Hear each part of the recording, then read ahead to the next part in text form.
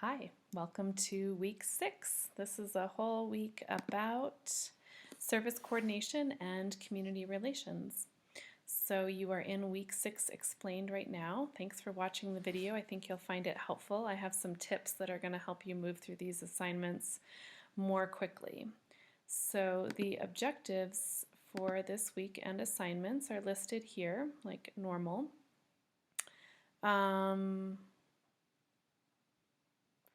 So I need to edit this. I can see this objective here that you'll be exploring childhood ACEs is not true because that happened a different week, so I will change that. But the objectives are correct, which are to become involved and embedded within your community, to know your local community organizations and make appropriate referrals based on that knowledge. So every time for some reason I have to scroll back down, so have patience. So the week 6 content is coming from Firstborn. It's about involving the medical community, which is an important component of Firstborn, and also about community trainings and using local expertise. This is actually something that you can work with during the discussion. There's a part there where you could just reach out to a local resource that's new to you, or you can actually reach out and ask them to come present at your agency.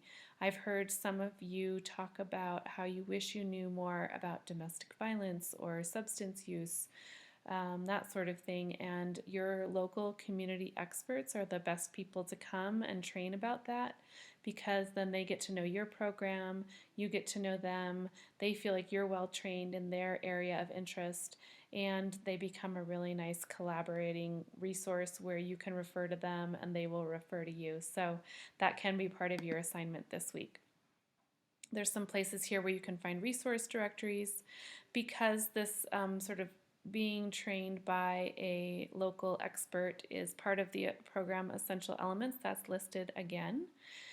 You may know enough about that now to not have to review that this week. There is a handout also about establishing community support and how to do that, and how you can really embed that within a training that you have for new home visitors, or again, you can just do it during a staff meeting and bring people in.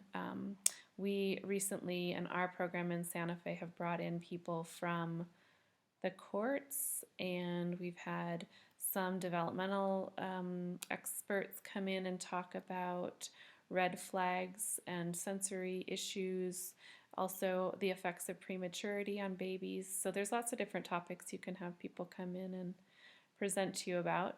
So here's the tip that's really going to save you some time. There is a video for this week, and it is listed here. It's also going to be under Read, Reflect, and Apply. And what I would suggest, it's an interesting video about Firstborn, but what I would actually suggest is not watching it there, but going into your Read, Reflect, and Apply module, and keep an eye on what the assignment is, which is that there's 3 parts. Each part should be at least 250 words. If you use a resource or a source for your information, please note it. But you can see the video is listed here and embedded again. So what I would really recommend is to review the questions, part 1, part 2, part 3, so you're familiar first, and even maybe have them printed up or have them printed on your screen, have them showing up on your screen, so that as you watch this video you can actually answer these questions or take some notes. So part 1 is looking at about 8 minutes and 30 seconds into the video. There's some interviews with a nurse and a pediatrician. So talk about here, describe their benefits that they're talking about that they see with Firstborn.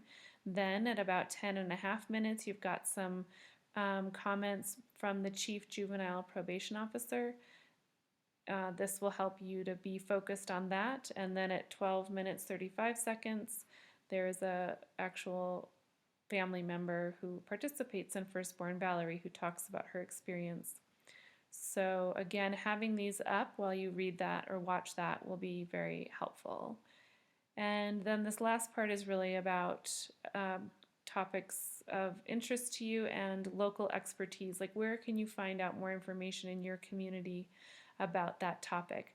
I will say that there is a really interesting new resource in Santa Fe that's actually for families statewide, and it's for parents and their children. If the parent is abusing substances and would like to have help with that, there's a place at the Santa Fe Recovery Center where they can come with their child, which is a really great resource. There used to be a place like it in Albuquerque. It was gone for a while, and now we have that resource in our state. So if that's something people want to learn more about, I can work on finding out more about that specifically so that you can refer to it as you need to from your programs across the state. So that is what Read, Reflect, and Apply looks like this week. And then there's one other piece I want to show you. We will be meeting for our Zoom session this week. Next week in week 7, I will be on vacation, so we'll figure out how we're going to do that. But there is the discussion for this week. There's also a quiz, as always, that you can do when you have a minute. But the discussion for this week, again, just like all the others, is a post that should be 250 to 400 words in length, and cite your sources and get that in by Friday, and then make sure that you respond to 2 peers by Sunday night.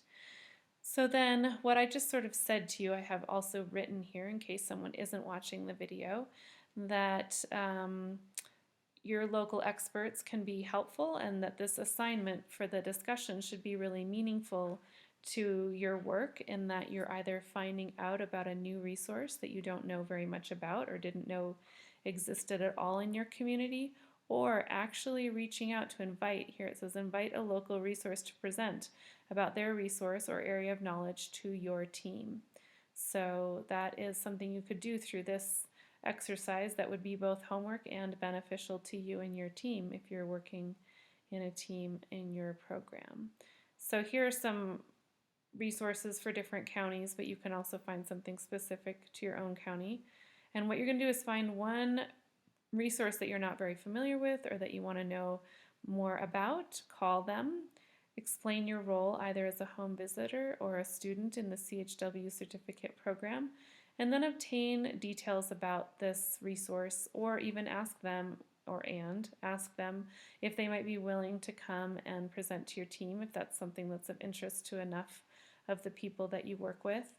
And then write about your resource. What did you find? How do you get a hold of them? What can they do for you or people in your community? And then reply to 2 peers. I would encourage you to reply to one peer who picked a topic that was really different than yours, and then another peer could have a very similar topic, but perhaps in a different community. If others of you know of great statewide resources, that this would be a really nice place to explore those, because then you can share it with all of your team members. So again, the Santa Fe Recovery Center is one thing you all could look into. That is a statewide resource and very relevant to our families that we visit prenatal to 3.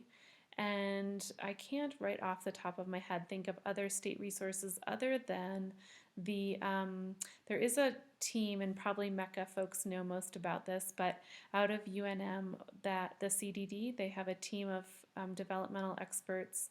It's a multidisciplinary team that includes also like a psychologist, a mental and a health professional of some sort, like maybe a doctor, maybe a nurse, and they will actually do a multidisciplinary evaluation for children, oftentimes more who like nobody can quite figure out what's going on. So they have much more of a trauma lens, a health lens. You know, they're really looking at it in a much more in-depth way than just a multidisciplinary team from an early intervention agency. Many of them already work in early intervention, like at Focus or places like that in Albuquerque, but it just brings some more robustness to that team and much more of a mental health/health perspective, in addition to all the great developmental screenings that are typically done across the state. So things like that. So if you can find something that's statewide, even better, but otherwise feel free to stay within your community, find things that are interesting to you, and I would hope that this can be a really good week for you to get some new information that'll be really useful to you and your families as you do your work. So thank you.